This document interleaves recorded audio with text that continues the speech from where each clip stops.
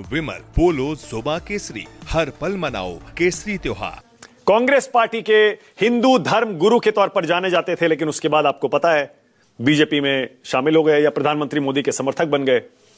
और आज आचार्य प्रमोद कृष्णम मेरे साथ लाइव हैं। स्वागत आचार्य जी, सुन पा रहे हैं? जी, मुझे पूरी आपकी आवाज आ रही है। मेरे बारे में जो आप बोल रहे हैं वो भी मैं सुन पा रहा हूँ। धन्यवाद, आपने बहुत दिन बाद याद किया। अरे आचार्य जी, कैसे हैं आचार्य जी? और ये क्या करवा दिया आपने? ये स्वामी शंकराचार्य जी और योगी जी आपस में भिड़े हुए हैं, क्यों हो गया ये? माना कोई किसी से नहीं भिड़ा, सबके स्वार्थ भिड़े हुए हैं और ये सनातन को विभाजित करने की एक बहुत बड़ी साजिश है। और ये साजिश नई नहीं है, 1000 साल से हो रही है। और इस साजिश में जीत किसकी होगी या फायदा किसका होगा ये मैं नहीं कह सकता हूं, लेकिन आपके राष्ट्रीय चैनल पर आपकी राष्ट्र की बात में मैं एक बात जरूर कह रहा हूं कि नुकसान सनातन का हो रहा है। और आज मैं बहुत दुखी होकर ये बात कह रहा हूं कि सनातन का नुकसान हो रहा है। कुछ लोग अपने अपने स्वार्थों के वशीभूत होकर स्वार्थ के मैं कहूंगा उसके लालच में शंकराचार्य जी का जहां तक विषय है, शंकराचार्य जी के सम्मान में कोई गलत बात नहीं करनी चाहिए और ना कोई कर रहा है। शंकराचार्य जी का पूरा देश सम्मान करता है। वो शंकराचार्य हैं तो भी और शंकराचार्य नहीं है तो भी। कालनेमी कह रहे हैं योगी जी उनको, आचार्य जी फैसला कालनेमी कह दिया आचार्य योगी जी ने उनको। देखिए, योगी जी गोरक्ष पीठाधीश्वर हैं और उत्तर प्रदेश के मुख्यमंत्री हैं। उन्होंने जो कहा, क्यों कहा, कैसे कहा, इसका जवाब तो वो देंगे। मैं ये कह रहा हूं कि मेरी दृष्टि में योगी जी भी पूजनीय हैं और शंकराचार्य भी पूजनीय है। और मैं ऐसा हिंदुओं का समर्थक और हिंदुओं के समर्थन में बातें करने का मौका ढूंढ रहे हैं। और वो सारे के सारे लोग, सारी ताकतें, जैसे ही शंकराचार्य जी के साथ ये घटना घटी या कोई साजिश के तहत ये घटना हुई, वैसे ही वो सब मैदान में आ गए। और जिन लोगों को राम के नाम से चिढ़ थी, जिन लोगों को राम भक्तों के ऊपर गोली चलाने में जिन्हें कभी झिझक नहीं हुई, संतों को उठा के पटकने में झिझक नहीं हुई।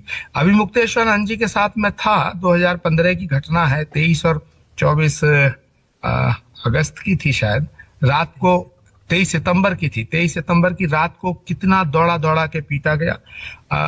आज उन अभिमुक्तेश्वरानंद जी के साथ पूरी समाजवादी खड़ी है।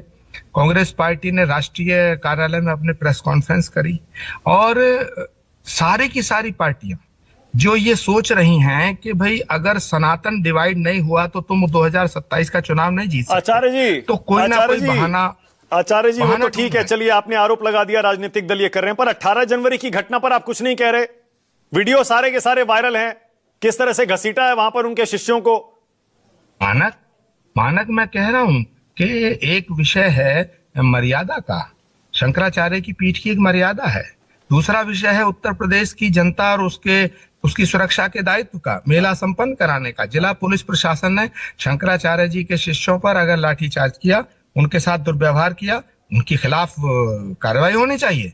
लेकिन उत्तर प्रदेश के मुख्यमंत्री को औरंगजेब बताना, हुमायूं की औलाद बताना, ये कहाँ की भाषा है?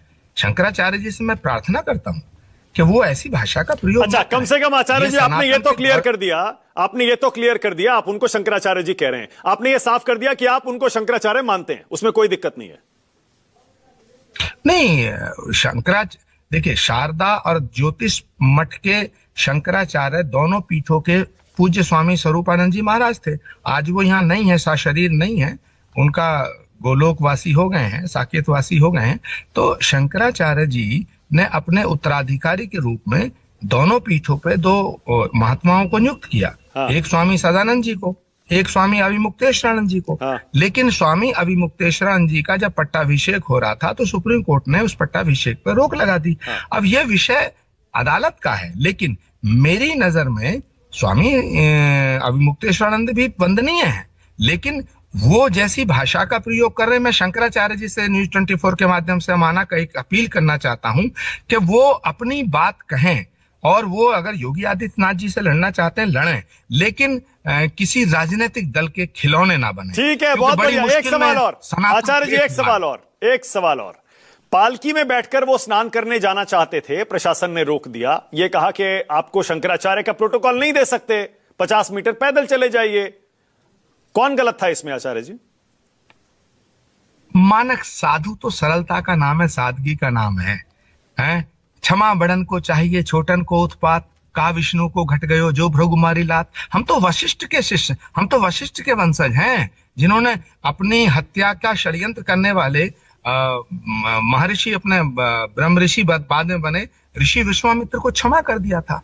तो भगवान विष्णु के सीने पे भृगु मुनि ने लात मारी, भगवान ने कहा मेरा सीना बड़ा कठोर है, आपको पैर में दर्द तो नहीं हुआ? तो शंकराचार्य बहुत ऊपर की चीज है। कहाँ ये इस तरह की बातें, कमिश्नर से लड़ना, एसपी से लड़ना, ये विषय लोकल विषय है, ये पुलिस प्रशासन का विषय था। इसको लेकर के इतना बड़ा बवाल में, ये सनातन का नुकसान हो रहा है। मैं हाथ जोड़ के निवेदन करना चाहता हूँ, हाथ जोड़ के पैर पकड़ के, कि सनातन को विभाजित करने की साजिश का हिस्सा ना बने। ओके।